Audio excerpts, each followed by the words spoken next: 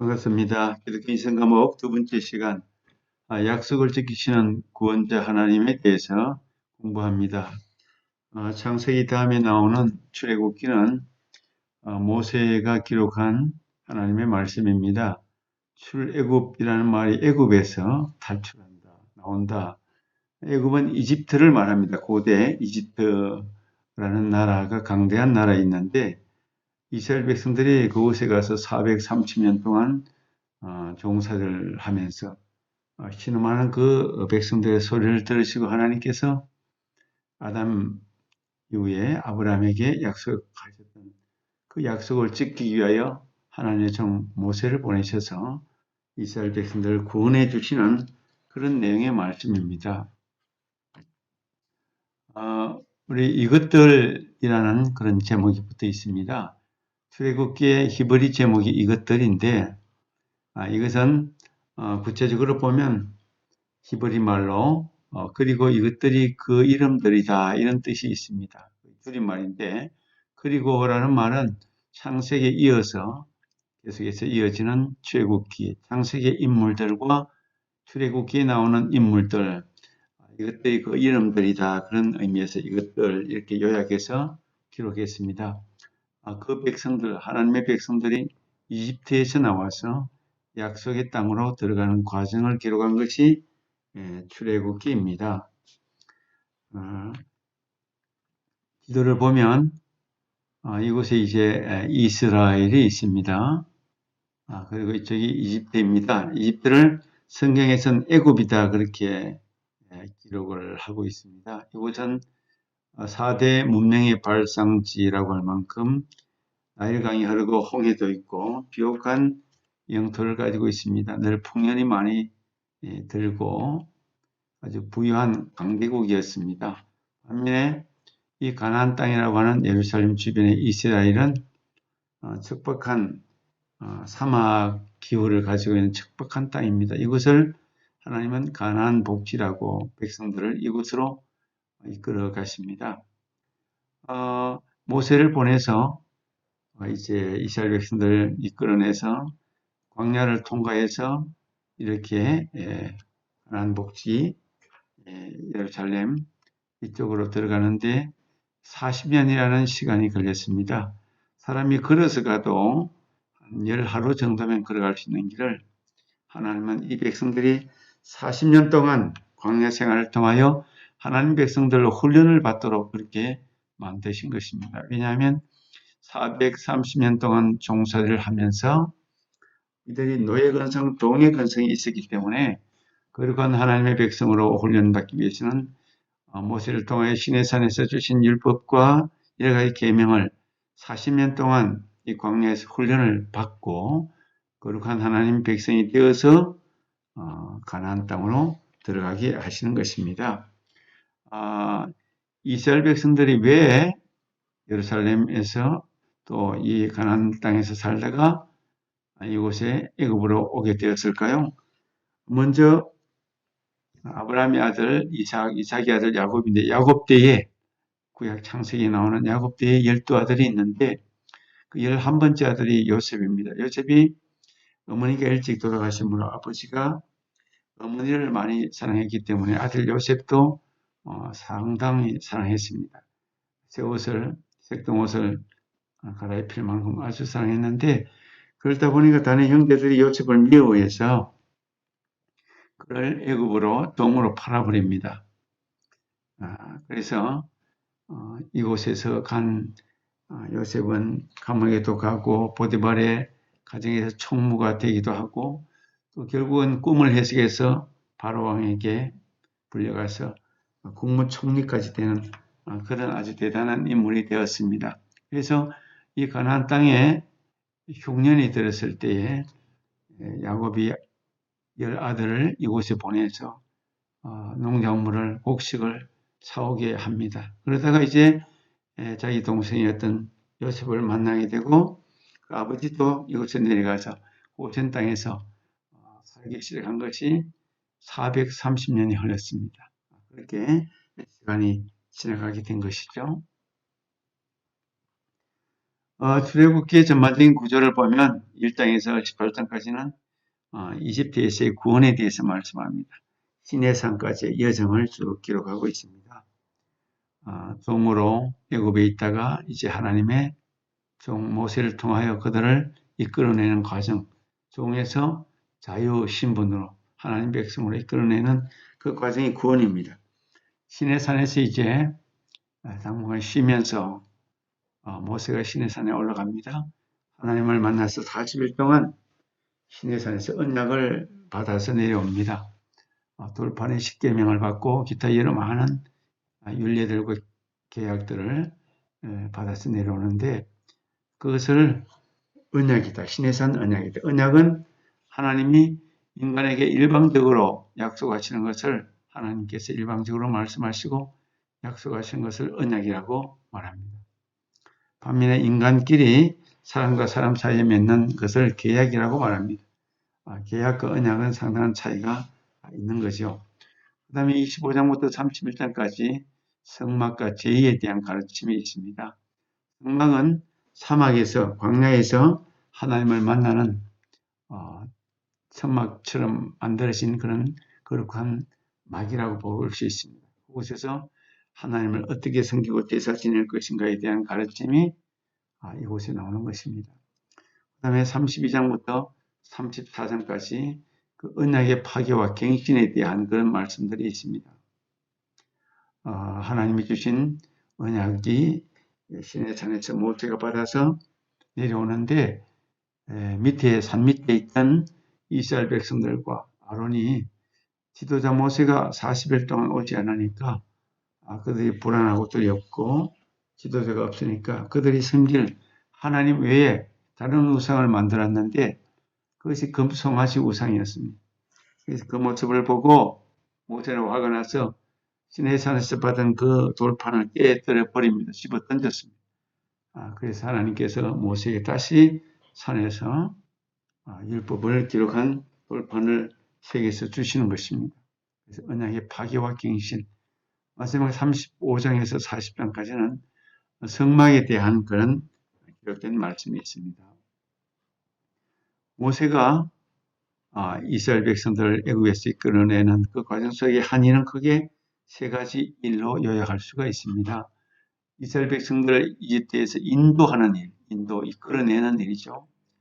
430년 동안 이집트에 살고 있던 이스라엘을 하나님의 기적을 통해서 광야로 이끌어내는 것이 모세가 하는 일이었습니다. 애굽의 왕 바로 왕이 이스라엘 백성들을 결코 내보내지 않습니다.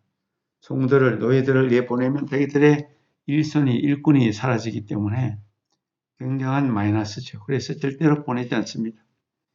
하나님께서 기적을 보여주시고 재앙을 내려서 결국은 내보내게 만들어 주십니다. 두 번째로 하나님으로부터 율법을 받아서 이스라엘에게 전달하는 일을 모세가 합니다. 모세는 하나님에게 십계명을 새긴 돌판을 받아서 그것이 하나님과 맺은 언약입니다. 약속입니다. 그것을 백성들에게 다 가르치고 전달하는 이 하나님의 말씀을 받아서 전달하는 그런 선지자적인 사명을 하는 것입니다. 세 번째는 이스라엘을 가나안 입국까지 인도하는 일을 하게 됩니다. 장정만 60만 명이 넘는 이스라엘 백성들을 40년 동안 광야를 통해서 결국 가나안까지 인도하는데 모세는 가나안에 들어가지 못하고 모압 땅에서 요단강을 건너기 전에 이 땅을 떠나게 됩니다. 하나님이 주신 사명이 거기까지였습니다. 장정이 60만인데 그 당시에 여성들의 숫자는 세지 않고 어린아이들도 숫자에 빠지니까 장정 외에 전체적인 인구로 따지면 200만 명이 넘다고 볼 수가 있겠죠. 이런 어마어마한 백성들을 모세가 이끌고 광야를 통과해서 가나안 땅, 오늘날 이스라엘 땅으로 들어가게 된 것입니다. 넘어가네요.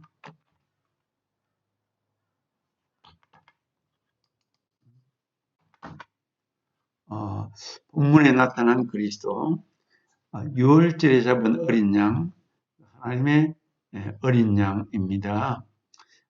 구약 성경은 성경의 주인공이 예수님인데 구약 성경에도 예수님을 상징하고 예표하고 뜻하는 그런 비유적인 말씀들이 많이 나오는데 6월절에 잡은 어린 양이 무슨 뜻인가 하면 이스라엘이 이집트를 나올 때에 하나님이 보여주신 10가지 재앙 중에 마지막 10번째 재앙이 장자의 죽음, 바로 왕부터 모든 백성 가축에 이르기까지 첫 번째 난 것들은 다 목숨을 잃었습니다. 그것이 마지막 10번째 재앙이었습니다.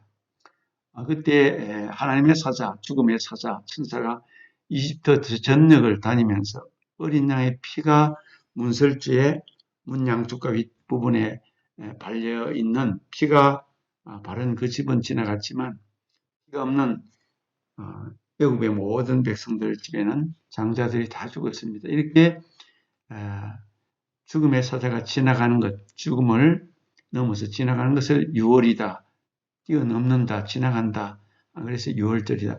이스라엘 백성들은 지금도 6월절을 해방절로 가장 큰 절기로 지키고 있습니다. 신약에 오면 세상죄를 지고 가는 하나님의 어린 양, 예수님께서 십자가에 못 박혀 피 흘려 죽으시는데 하나님의 어린 양입니다. 만 백성을 대신해서 피를 흘렸습니다. 십자가에서 피를 흘리고 그래서 신약시대에는 누구든지 예수님의 피를 믿고 예수님을 믿으면 구원받는 죽음이 지나가는 그런 축복과 은혜가 있습니다. 6월절 양이신 그리스도께서 희생되셨다. 십자가에서 어린 양으로 희생하신 예수님을 믿는 사람들은 누구든지 구원을 받는다.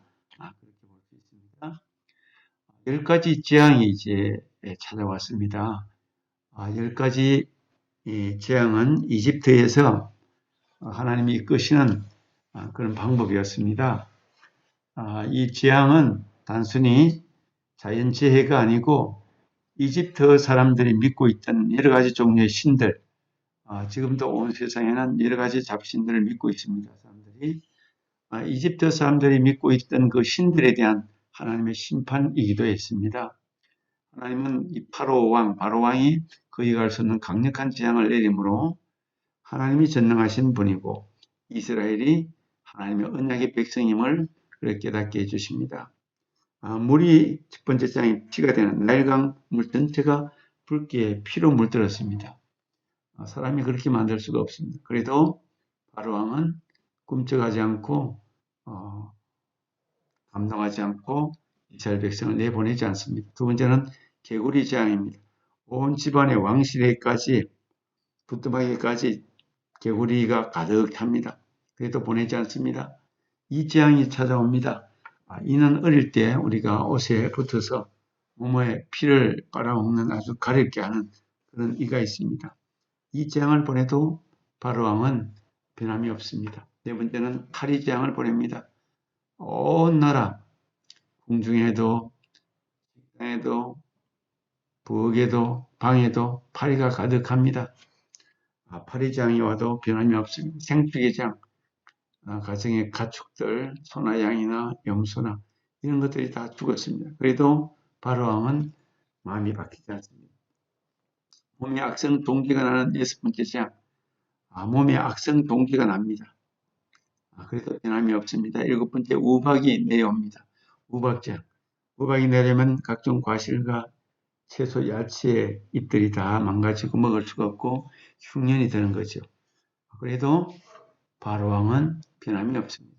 8번째로 메뚜기 재앙. 메뚜기가 요즘에도 뉴스에 보니까 아프리카에 메뚜기가 막 하늘에 꽉 차 있는 아주 재앙인데 한번 지나가면 모든 채소 식물을 다 먹어버리기 때문에 흉년이 들어버립니다. 그런데도 애굽의 바로왕은 마음이 변치 않습니다. 9번째로 흑암의 재앙. 대낮인데도 캄캄한 흑암이 찾아옵니다.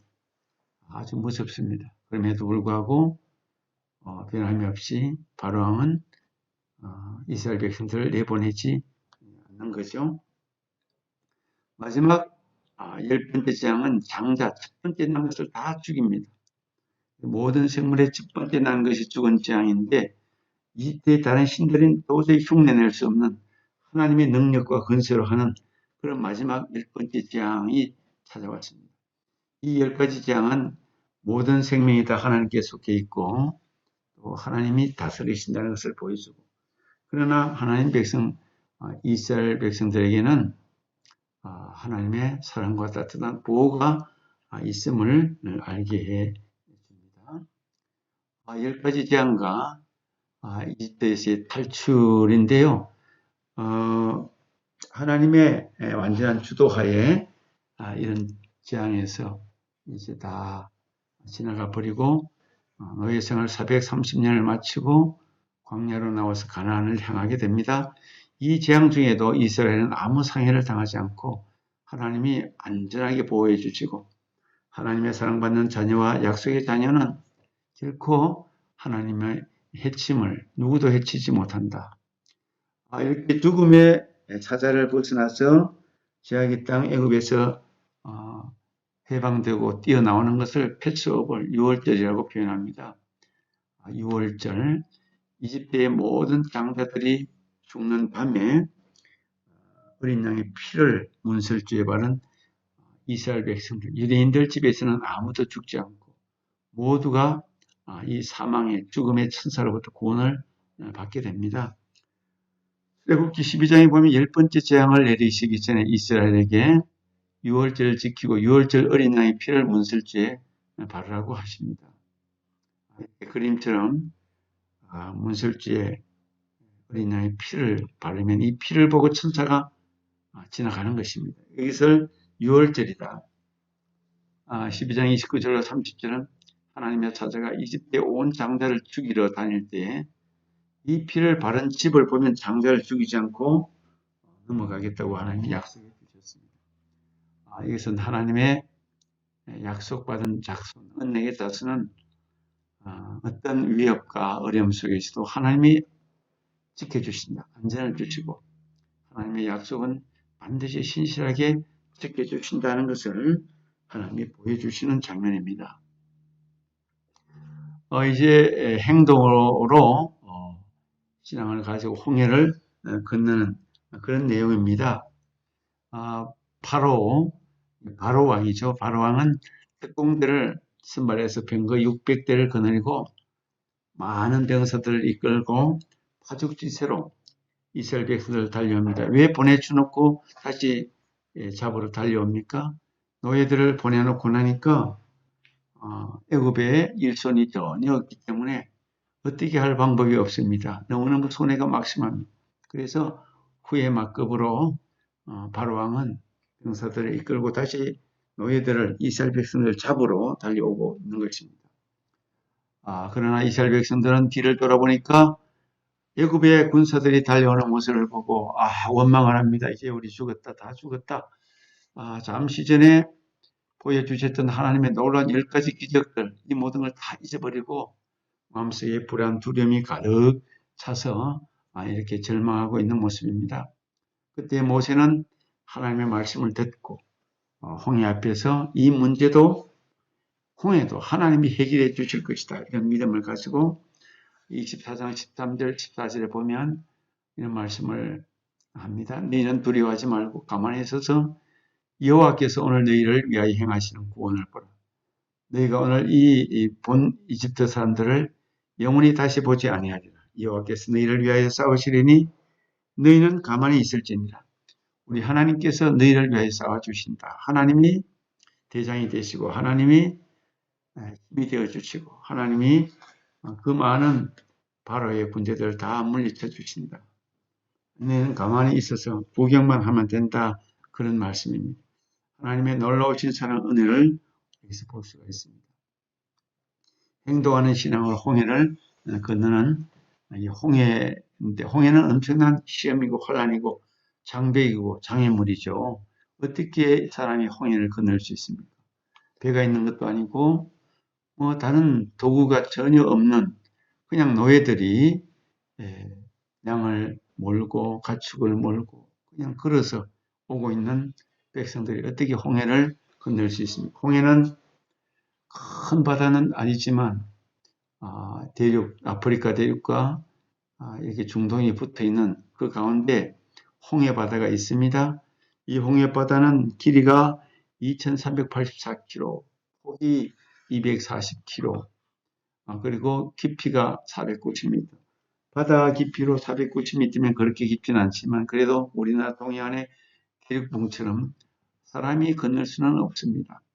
그러나 하나님께서 기적을 보여주셔서 이 엄청난 사건 사고 앞에 하나님의 도우심을 보게 됩니다. 행동으로 신앙을 이제 가지고 홍해를 건넙니다. 하나님은 인간에게 더 적극적이고 창조적인 믿음을 요구하십니다. 출애굽기 14장을 보면 너는 어찌하여 내게 부르짖느냐 이스라엘 자손에게 명령하여 앞으로 나아가게 하고 지팡이를 들고 손을 바다 위로 내밀어 그것이 갈라지게 하라. 이스라엘 자손이 바다 가운데서 마른 땅으로 행하리라. 우리 하나님은 모세에게 지팡이를 들고 그것을 지팡이를 바다를 향하여 내밀으라고 말씀합니다. 그렇게 되면 하나님께서 반드시 홍해를 가르실 것이다. 이스라엘 백성들은 홍해 바다를 보고 두려워 떨고 있지만 걱정하지 말고 앞을 향해서 발걸음을 내디디라고 말씀하는 것입니다. 신앙은 믿음은 이렇게 행동이요 실천입니다. 믿음이 마음속에만 있고 행하지 않으면 그 믿음은 기적을 만들지 못합니다. 그래서 모세가 손에 든 지팡이를 가지고 홍해를 향해서 내밀었습니다. 그때 큰 동풍이 밤새도록 불어서 홍해가 마른 땅처럼 딱 갈라집니다. 기적이 일어났습니다. 우리나라에도 서해안에 보면 조수간만의 차 때문에 섬과 육지 사이에 이렇게 홍해의 기적이 일어나는 곳이 있다고 하는 말을 들었습니다. 그러나 이것은 하나님이 밤새도록 바람을 불게 하셔서 홍해 바다를 갈랐는데 10계명 또 애니메이션 영화 10계 같은 것을 보면 이 장면이 너무 다이나믹하게 아주 역동적으로 그려진 것을 볼 수가 있습니다.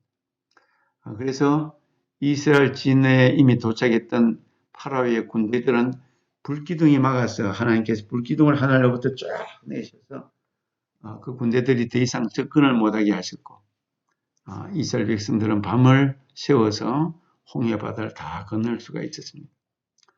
그래서 파라오의 군대가 홍해 바다가 갈라져 있으니까 우리도 들어가자, 우리도 따라가자, 너희들을 붙잡자.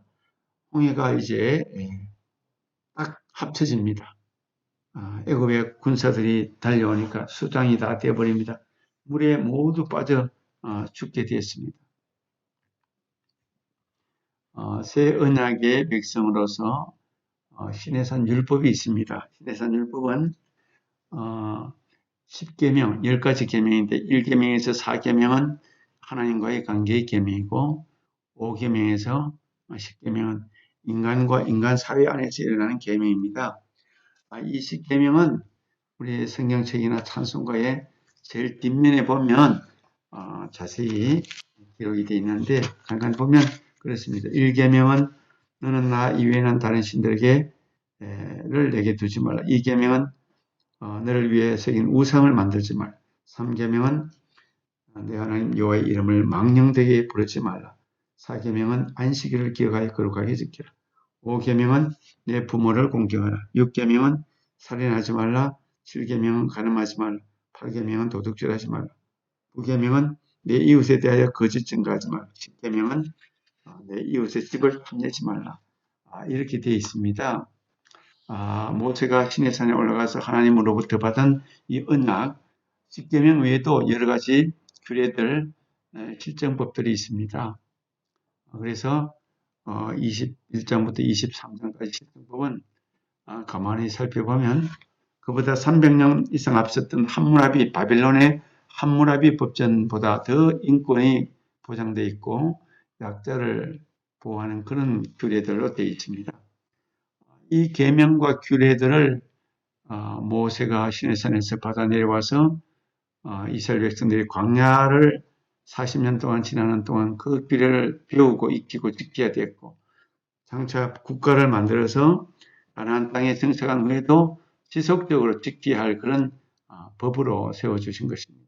그래서 이 10가지 특별히 10계명은 감사함으로 지키면 자발적인 조항이 되면 하나님과 인간의 관계가 아주 원만하게 복을 받고 하나님께는 감사가 되고 기쁨이 되고 영광이 되는 그런 법이 되는 것입니다.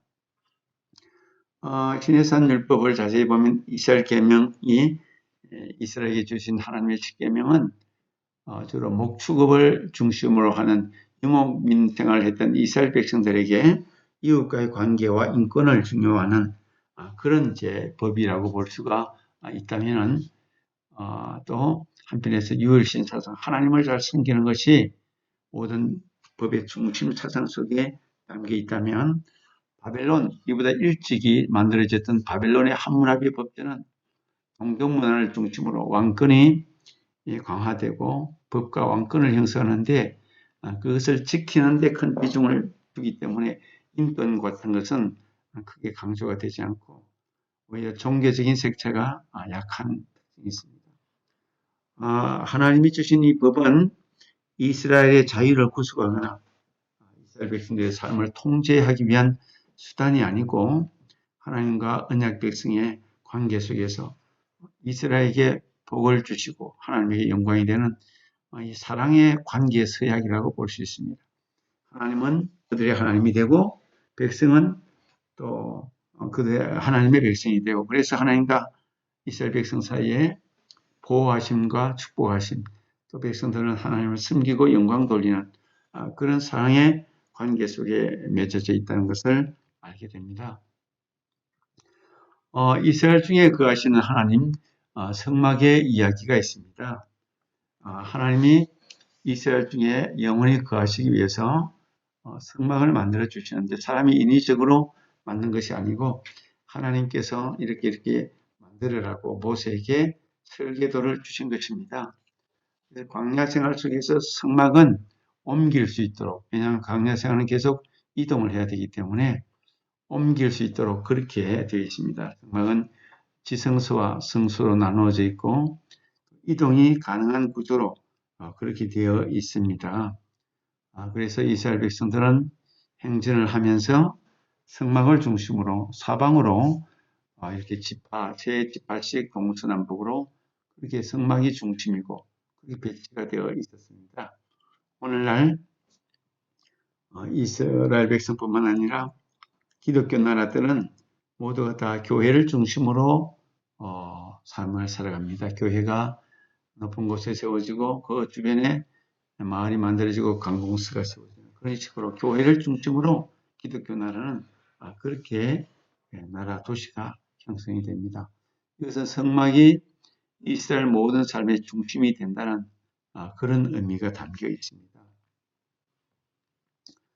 이스라엘 중에 거하시는 하나님의 성막, 이 성막은 어떤 기능을 하느냐? 성막은 만남의 장소였습니다. 하나님과 이스라엘 백성들의 만남. 그 대표로 제사장이 성막에 들어가서 또 대제사장은 지성소에 들어가서 1년에 한 번 하나님 앞에 이제 제사를 지내고 죄를 용서받는 그런 곳이었습니다. 백성들이 죄를 지으면 양의 피, 또 염소의 피, 송아지의 피를 흘리고 또 제사장이 대신해서 피를 뿌림으로 사람이 지은 죄가 용서받고 하나님과 다시 멀어진 죄 때문에 멀어진 관계가 화해가 되는 그런 장소가 이 성막의 장소였습니다. 하나님의 음성을 듣는 곳이기도 합니다. 출애굽기의 성막은 신약의 보혜사 성령님의 사역을 보여주는 그런 상징적인 의미가 있습니다. 성령님이 있는데 성령은 하나님의 영, 예수님의 영을 의미합니다. 우리가 믿는 하나님은 한 분이신데 성자 예수님, 성부 하나님, 성령 하나님 위격이 삼위로 나누어져서 역할이 다르시지만 한 분 유일신 한 분 하나님이라는 것을 우리는 알고 있고 그분을 믿는 것입니다.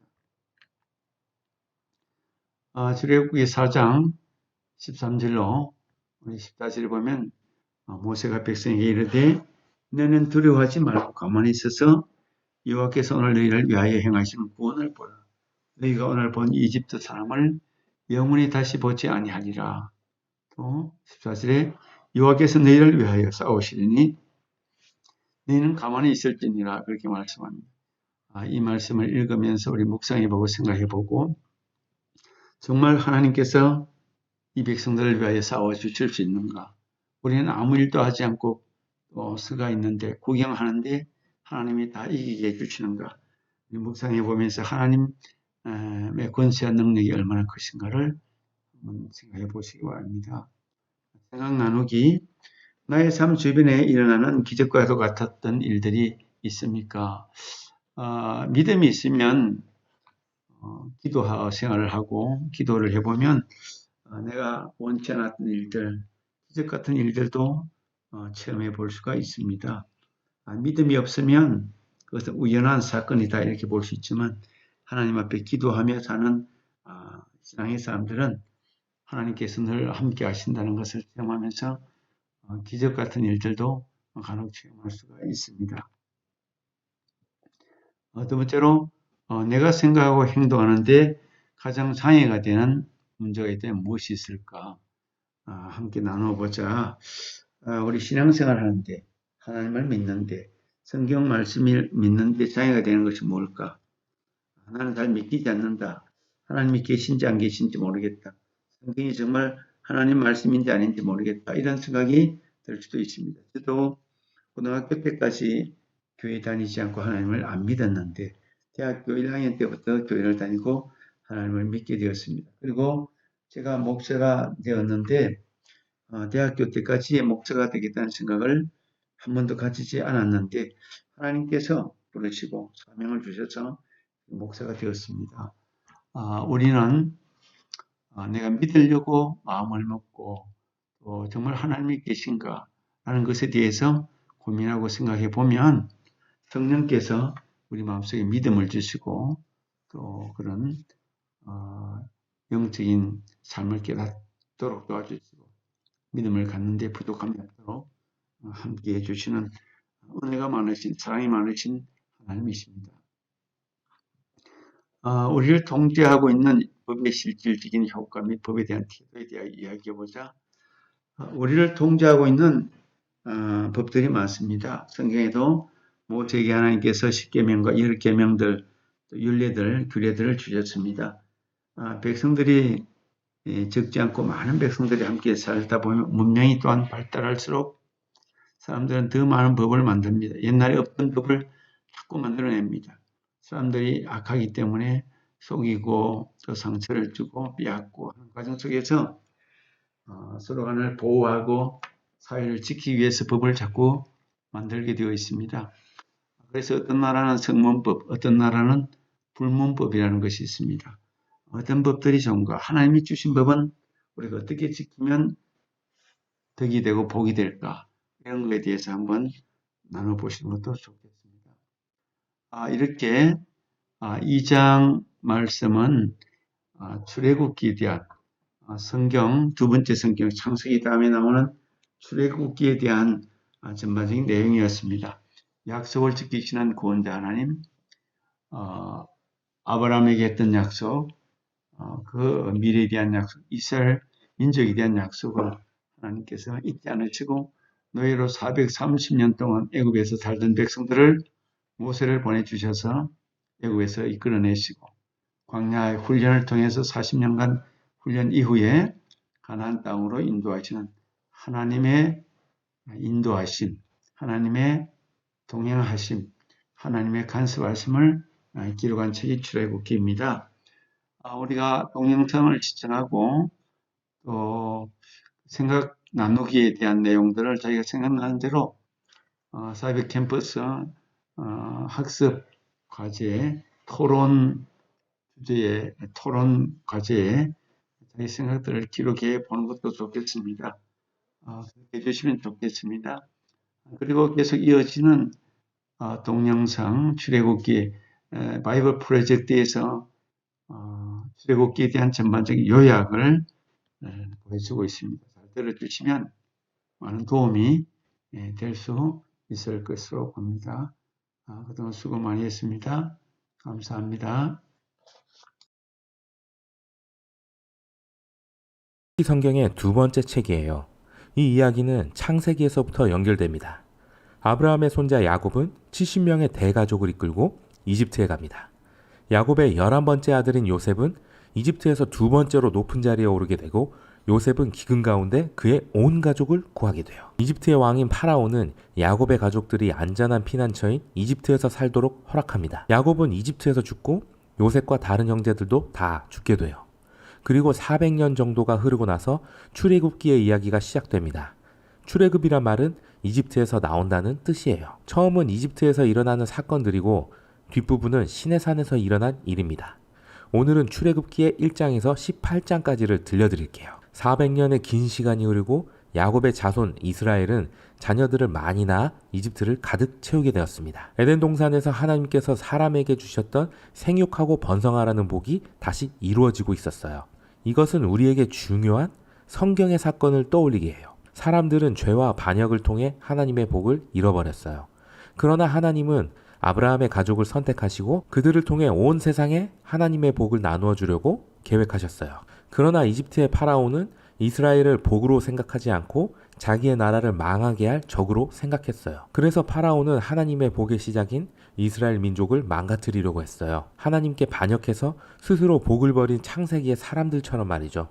파라오는 이스라엘 민족을 노예로 삼아 어려운 일들을 시키고 때리며 괴롭혔어요. 나중에는 히브리 남자아이가 태어나면 나일강에 던지라는 명령까지 내립니다. 파라오는 정말로 악한 사람이었어요. 이집트의 파라오는 하나님께 반역하며 하나님 나라가 이루어지는 것을 방해하려고 했어요. 파라오는 자기 생각으로 선과 악을 결정하고 아무런 죄가 없는 이스라엘 아기들을 죽이면서도 그것을 좋은 일이라고 생각했어요. 이집트는 창세기의 바벨탑보다 더 악한 곳이 되었어요. 이제 이스라엘은 이집트에서 구해달라고 울며 소리쳤고 하나님은 그 울음과 기도를 들으셨어요. 하나님은 먼저 파라오의 악을 바꾸고 선을 이루세요. 남자아이를 낳은 이스라엘 여자가 파라오의 명령 때문에 갈대 상자에 아이를 넣어 나일강 갈대 사이에 두었어요. 그 아이는 안전하게 파라오의 가족의 품으로 들어가게 되죠. 그 아이의 이름은 모세였고 자라나 파라오의 악을 심판하고 이스라엘 백성들을 구원하는 사람이 됩니다. 떨기나무 불꽃 가운데서 나타나신 하나님은 모세에게 명령하세요. 파라오에게 가서 이스라엘 자손을 이집트에서 건져내라. 하나님은 파라오가 이스라엘을 내보내기를 거부할 것을 아시고 여러 가지 재앙으로 이집트를 심판하시고 파라오의 마음을 돌처럼 딱딱하게 하실 거라고 말씀하세요. 이제 이야기의 하이라이트인 하나님의 파라오의 대결 장면을 볼까요? 하나님께서 파라오의 마음을 돌처럼 딱딱하게 하실 것이라는 말씀이 무슨 뜻일까요? 아주 중요한 부분이에요. 모세와 파라오가 첫 번째로 만났을 때 파라오의 마음을 너무나 교만했어요.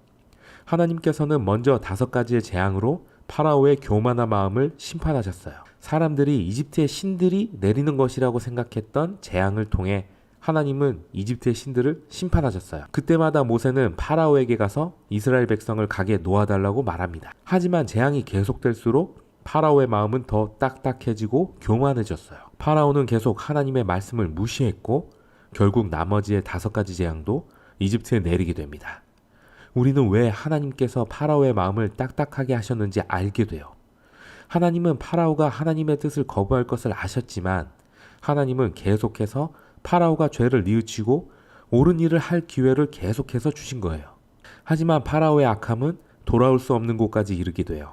파라오의 신하들이 이스라엘 백성들을 놓아주라고 말했지만 파라오는 그 말도 듣지 않았어요. 결국 하나님은 회개하지 않는 파라오의 악한 마음을 하나님의 구원을 위해 사용하셨어요. 하나님께서는 파라오의 멸망을 통해 하나님의 백성을 구원하세요.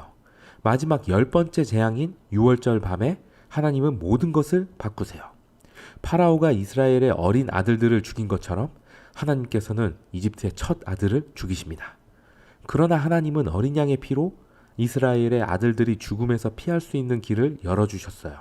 여기서 잠깐 이야기가 멈추고 이스라엘 절기인 6월절을 소개할게요. 이스라엘이 이집트를 떠나기 전날 밤 이스라엘 백성들은 흠이 없는 어린 양을 잡아 그 피를 진문 곳곳에 바릅니다. 그러면 마지막 재앙이 온 이집트를 뒤덮을 때 죽음이 어린 양의 피로 덮인 집은 지나가고 그 아들은 살게 됩니다. 이제 앞으로 이스라엘 백성들은 이 밤을 기억하고 하나님의 정의로움과 은혜를 기념해야 해요. 파라오는 이스라엘에게 했던 악한 행동과 교만한 마음 때문에 아들을 잃고 나서 마침내 이스라엘 백성들을 이집트에서 나가라고 했어요. 파라오의 노예였던 이스라엘 백성들은 드디어 이집트를 탈출하게 되었어요. 그러나 얼마 가지 않아 파라오는 마음을 바꾸고 군대를 이끌고 이스라엘 민족을 쫓아옵니다.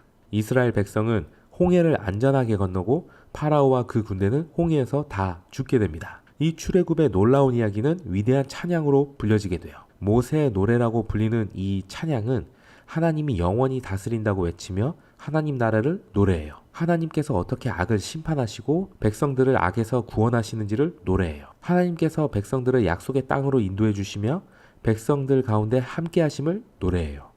이 찬송은 하나님께서 그의 백성들이 왕이 되시는 것이 얼마나 아름답고 행복한지를 보여줘요. 이 찬송을 마치고 위대한 이야기는 다시 시작돼요. 이스라엘 민족은 시내산으로 가는 광야의 여정을 시작해요. 그들은 배가 고프고 목이 말라서 모세에게 불평할 뿐만 아니라 자신들을 구원해 주신 하나님을 원망했어요. 차라리 이집트에서 살게 두지 우리를 왜 구원하셨나요? 정말 말도 안 되는 얘기예요.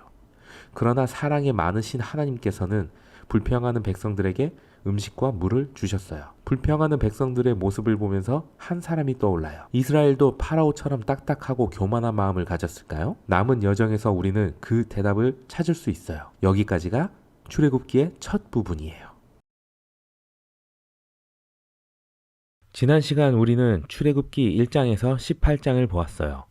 하나님께서 이집트의 노예로 있던 이스라엘을 어떻게 구출해 내셨는지를 들었어요. 하나님의 백성 이스라엘을 괴롭히고 죽인 파라오에게 재앙을 내리셨고 마지막 재앙과 유월절 어린 양의 피로 이스라엘을 마침내 이집트에서 나오게 하셨어요. 하나님께서는 그의 백성 이스라엘이 홍해를 건너게 하시고 광야로 인도하셨어요. 그런데도 백성들은 광야에서 불평만 했어요. 출애굽기의 나머지 부분은 모세가 이스라엘의 백성을 이끌고 시내산 앞에 도착한 것으로 시작돼요.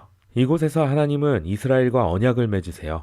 이 부분은 성경 전체 이야기에서 아주 중요한 순간이에요. 하나님께서 아브라함에게 하셨던 약속이 이루어지기 때문이에요. 창세기의 약속을 기억하고 있나요?